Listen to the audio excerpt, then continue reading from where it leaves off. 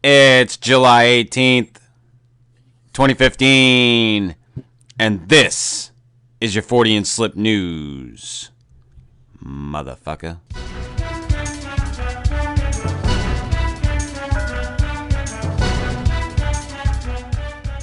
From Minnesota.cbslocal.com, two ghost hunters plead guilty to damaging historic church. These two winners? Yeah, those two winners. They're ghost hunters, Chris. Two of the self-dubbed ghost hunters, accused of breaking into a historic Litchfield church in May, have pleaded guilty to criminal damage to property. Court officials say that 25-year-old Joseph Porter of Sioux Falls, South Dakota, entered the petition Tuesday afternoon that his sentencing had been set for September 9th. 23-year-old Kyle Huber of Victoria entered the petition Wednesday morning. His sentencing is September 21st. Huber was also charged with second-degree burglary. Court officials say that a plea agreement reached with prosecutors would dismiss this as long as Steve, the judge... you gotta understand, you can't go into a place without, wrecking it and stealing some shit if you're looking for ghosts. If you're a ghost hunter. Well, right. That's the only way that you find ghosts. Yeah, I agree. You gotta vandalize a church? A church. You gotta vandalize a church and steal some shit. And ghosts will be aplenty. Yes. Well, they're going to get a plenty of something when they're in prison. But hey, I mean, did you see the one with the dude with the tattoos? That's going to go over real well. I got no fucking problem with the dude with tattoos. I got tattoos, but I fucking know, but the way he's got them on there, that's going to go over real well in prison. I'm sure there's something on there that offends somebody. Yeah. Whatever. The other dude just looks like he's going to get butt raped a few times in prison. The suspects are accused of breaking windows to get into the church, which is near a burial site. That played a key role in the 1862 U.S.-Dakota War. We never moved the graves. The area has been the target of vandals for years, and ghost enthusiasts say it's haunted. But apparently, it's not. Wouldn't a ghost save you? I mean, wouldn't you? If you're in there really talking to the ghosts and you're stealing, well, maybe they'd turn. Maybe it was a ghost that called 911 on these guys or something. I don't fucking know. Wasn't it? No. Along with breaking into the church, the suspects are accused of smashing part of a monument that marks where the first 5 of an eventual 490 war victims were buried. Real winners there. That's what I do when I go ghost hunting. I destroy shit. Destroy historical monuments. Fucking right. Why not? To the dead. Yeah, because that's what you want to do. WCSH6.com. Possible UFO sighting in Rockland? Ooh, this is from Maine, Chris. A Rockland slowly becoming the new X-Files state, Steve. Slowly? Fuck, man. It's been there. The X-Files / fucked up state. Well, it is a fucked up state. I have to agree with you there. I mean, I've never been there and all, but... But listen, Steve, if you go into the woods and you can find woods, mushrooms, and water, you can find Bigfoot. That's all it takes. That's what I've heard. It's all it fucking takes. It doesn't have to be deep woods or anything. From what we've heard. Just woods. Right. Just saying what we've heard. But a UFO sighting in Rockland, Steve. Oh, yes. Rockland, Maine. A Rockland man uploaded a video on YouTube of what he calls an unidentified flying object, and it's causing a lot of local chatter. Ty Pendleton took the video on June 14th around 9 p.m. at his home in Rockland. 3 lights in the sky caught his attention, so he decided to take a video of it. At first, Pendleton said he thought it was an airplane, but he didn't hear any sound. Dun, dun, dun. As seen in the video, the 3 lights move in unison. Pendleton, said he believes those 3 lights are a UFO. Nobody can see them because he said so. UFO, Steve. It's Because a Pendleton said UFO, Steve. everybody I know named Ty is a good, trustworthy individual, so It must was be. 3 lights in the sky, Steve. Nobody can seem to explain what the image is. Nobody can explain it. So that's the one reason why I definitely think it's a UFO, he said. Bigfoot likes water, forest, and mushrooms, Steve. Oh yeah, and he flies a UFO. While astronomers are fascinated with the idea of UFOs and life on other planets, a director at Maine's Astronomy Center is a bit skeptical about the video, really. I think it's probably not an alien spacecraft that's come to visit us. He's just being a Debbie Downer, Steve. There could be, you sound like that one Evan dude. I don't know.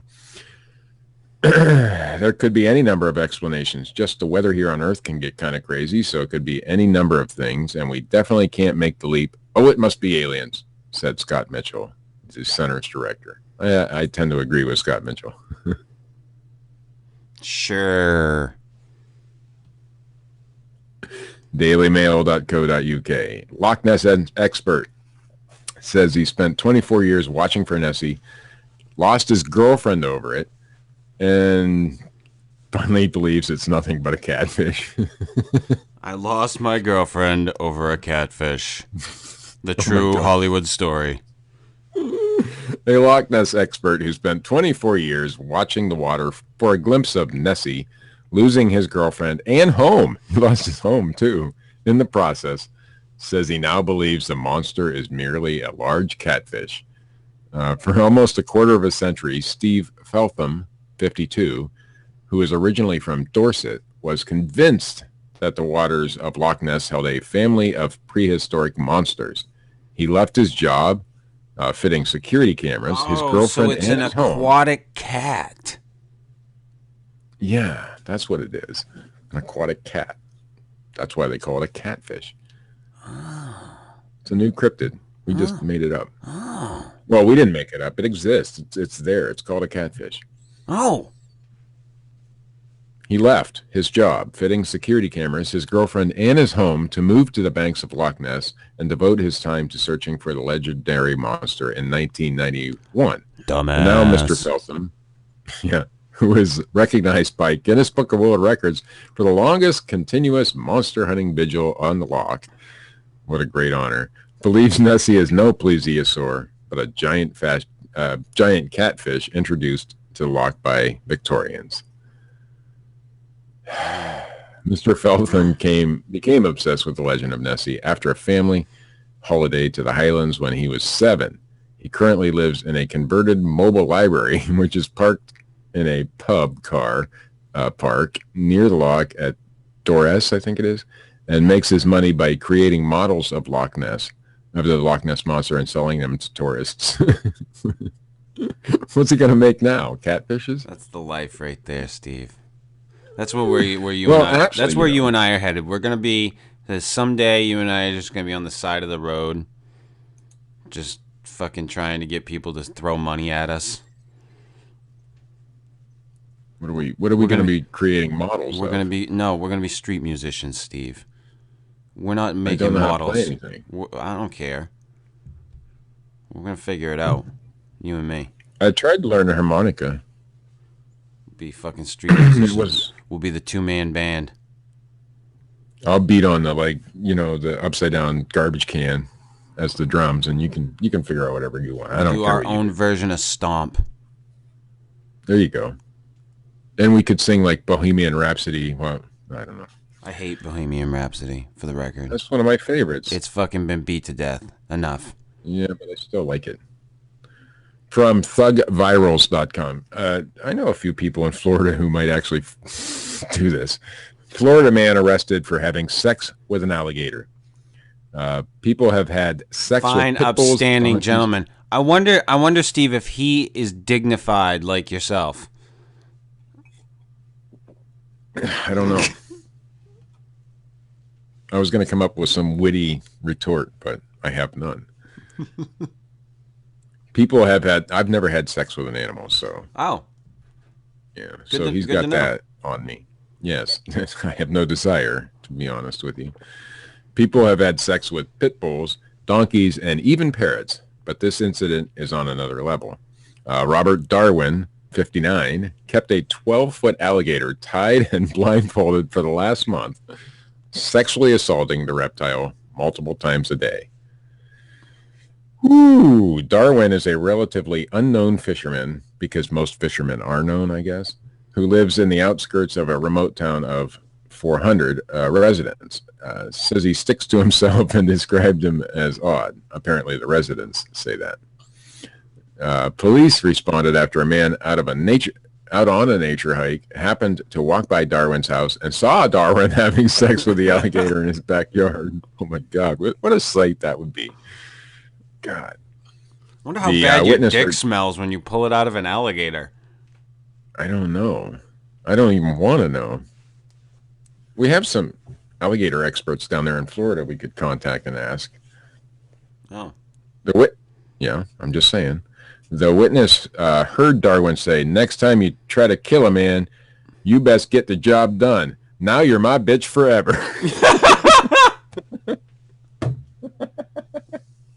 He was saying that to the alligator, I guess. "It's the damn strangest thing I've seen," the witness told the police. "The gator didn't even move. It was like it didn't give a shit that the man was having sex with it." Well, it was tied and bound and gagged. I don't think it could move, but whew. Collier County sheriffs responded and arrested Darwin on multiple counts of animal cruelty, and one count of illegally keeping a wild animal. They told me I had to stop having sex with my sister. I got to read this now, because this is the best part of the story. This is an excerpt from Darwin's police statement.